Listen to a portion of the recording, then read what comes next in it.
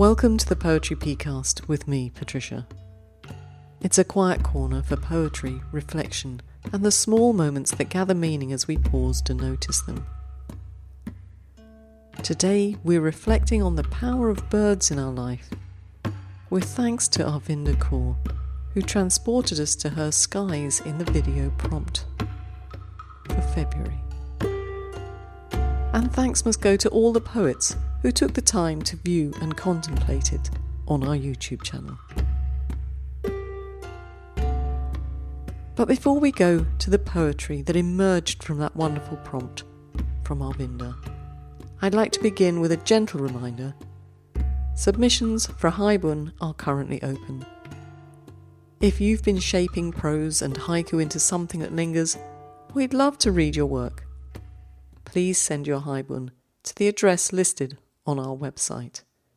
And remember, the poetry should be as strong as the prose. And of course, our YouTube video prompt is live for April. Do drop by and take a look. Write something that comes to mind and leave it in the video's comments, where all the submissions go to be read. So with more thanks to Arvinder Kaur for being our tip-top editor for the February video prompt, let's turn our thoughts to the sky.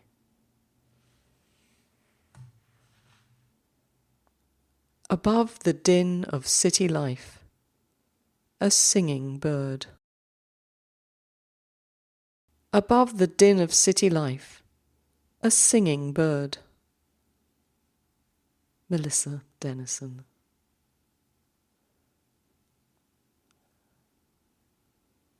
Karkahaida, the crows swirling in their own laughter. Karkahaida, the crows swirling in their own laughter. David Cox. Thank you, David, for putting my languages to the test. I'm sure I made a complete hash of that, but you can read it in the next journal to make up for it. Winter dusk. My thoughts drift into the murmuration. Winter dusk. My thoughts drift into the murmuration. Hifsa Ashraf.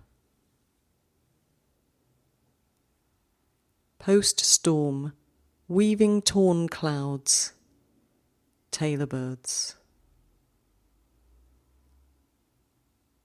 Post-storm, weaving torn clouds, tailor birds. Shika A. Winter dusk. As the trees darken, my steps quicken. Winter dusk. As the trees darken, my steps quicken. Nina Singh. And Nina picked up on something that I felt when I watched the video. I thought, it sort of looked a bit sinister and scary. Scattered starlings, the lines my father knew by heart.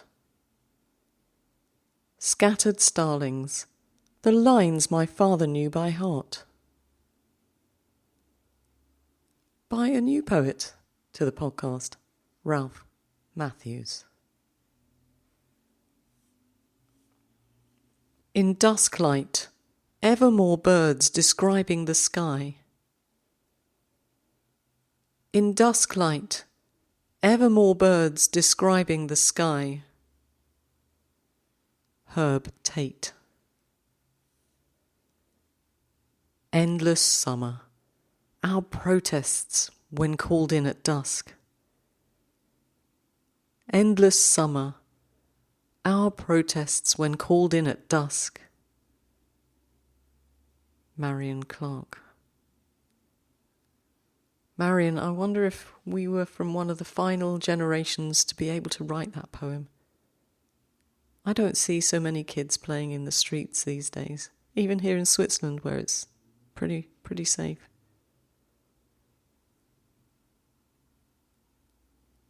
Crab legs on the menu, circling gulls. Crab legs on the menu, circling gulls. Kerry J. Heckman. Another vaguely sinister poem for you. Alien sky, a conspiracy of ravens circle the earth. Alien sky, a conspiracy of ravens circle the earth. By Mona Bedi. Louder and louder, the swell of a restless world. Louder and louder, the swell of a restless world. Kim Clue.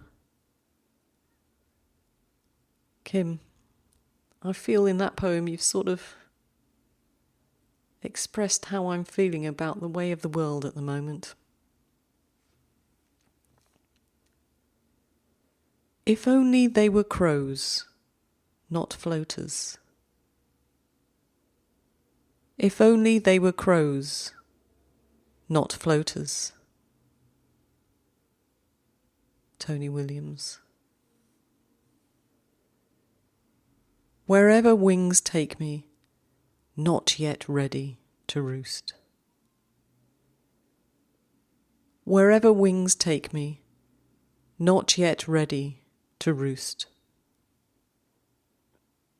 Tracy Davidson. Winter storm. Every wing beat has its own voice. Winter storm. Every wing beat has its own voice. Angiola Inglese. And this next poem could have been in our one-line haiku series. Do go and have a look at it on the page when the journal is published. Birds, the cat's gaze from a basement window. Birds, the cat's gaze from a basement window. By Rupa Anand.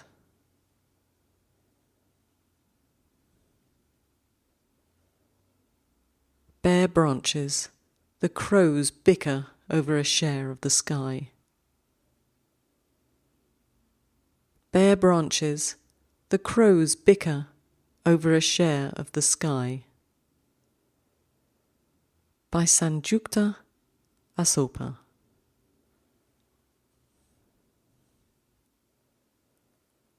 All the sounds folded in the fishing net, sticky sea breeze. All the sounds folded in the fishing net, sticky sea breeze. Lakshmi Iyer. Almost spring, only these dark wings to stir the day.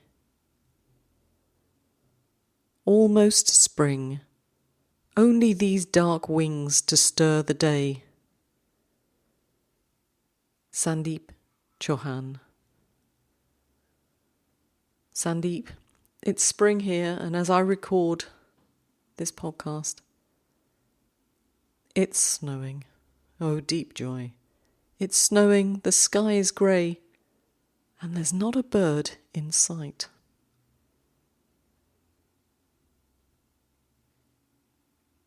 A morning murder that won't make the news. Crows darken the sky. A morning murder that won't make the news. Crows darken the sky. Kendall Ai. Now that's the end of our February video prompt poems. But before we hear some more haiku, I have a small and very gentle nudge for you.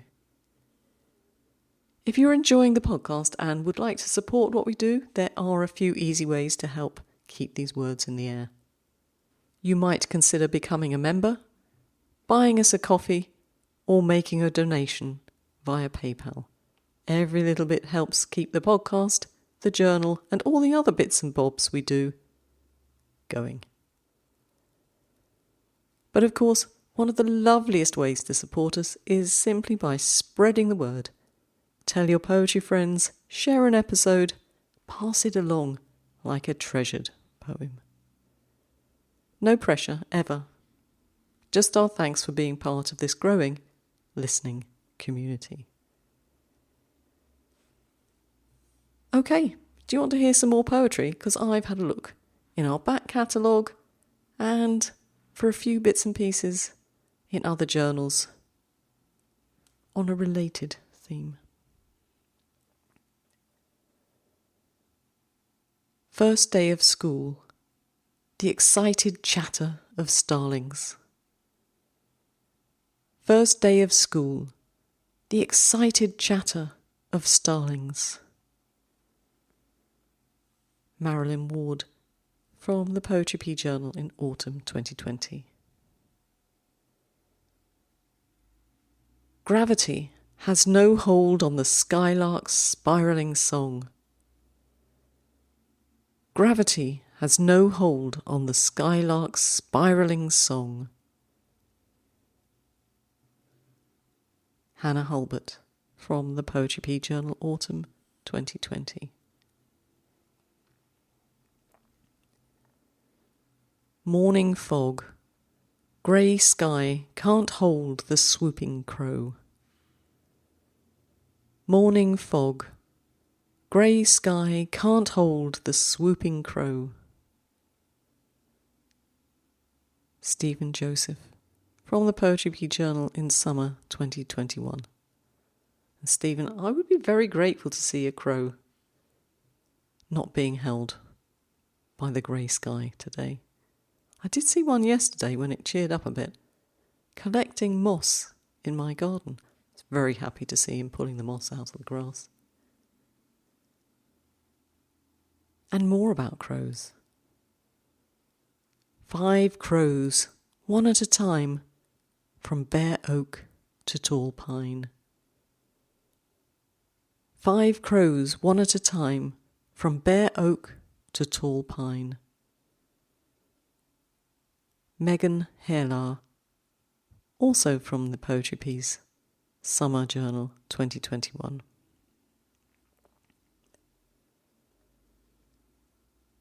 Dusk fall, a crow's cry fills the bare willow.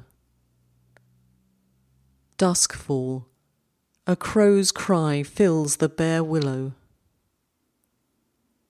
David He, from the Poetry P Journal 3/22.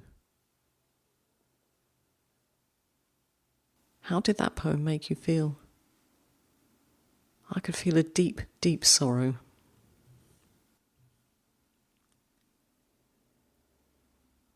Rippling wheat, the scarecrow flaps away birdsong. Rippling wheat, the scarecrow flaps away birdsong. Nina Singh, from the Poetry P Journal 1/23.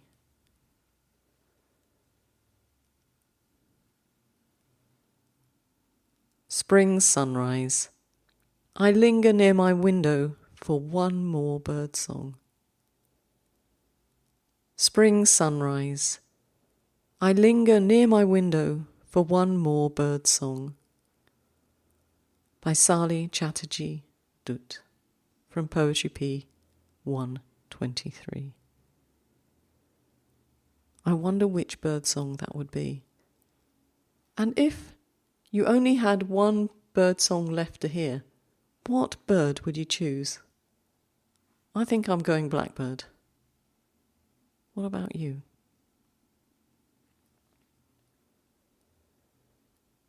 Dawn buds, the birds of Oxfordshire sing above the traffic. Dawn buds, the birds of Oxfordshire sing above the traffic. By Dorothy Burrows, from Journal 1/23. Oh, and here's someone who agrees with me, possibly. Repainting My Blues Blackbird's Song. Repainting My Blues Blackbird's Song by Ravi Kiran from the Poetry P Journal 1/23. And now some poems from other journals. Meadow Walk, the raven feather from my dream. Meadow Walk, the raven feather from my dream. And that was Brent Partridge from the Heron's Nest in March 2026. Morning Fog, all the birds set to audio only. Morning Fog, all the birds set to audio only. Sam Renderwaking from the Wales Haiku Journal, Winter 2025-26.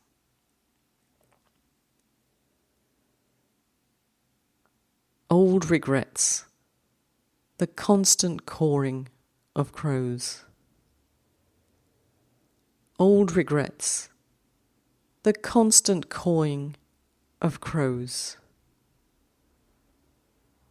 By Earl Livings, also from Wales Haiku Journal, Winter 2025-26. And I have one last poem, this time from Jonathan Blakesley, who wrote to tell me this morning that his poem, which got its start on Poetry P, was chosen as one of Washington's Golden Triangle Haiku this year. I'm over there in the summer, and with a bit of luck, I'll get to see it in person. If I do, maybe I'll post some photos on my Instagram page. Would you like to hear it?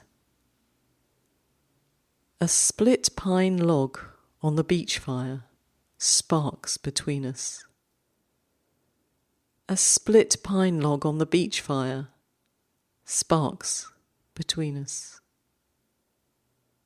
By Jonathan Blakesley. Did anyone else get their work chosen? Congratulations to Jonathan and anyone else who will have their work read by all the folks going about their business in Washington. And so we come to an end. Our thanks go to Arvinder Kaur for editing and curating February's video prompts so beautifully, and of course to all the poets who honoured us with their writing.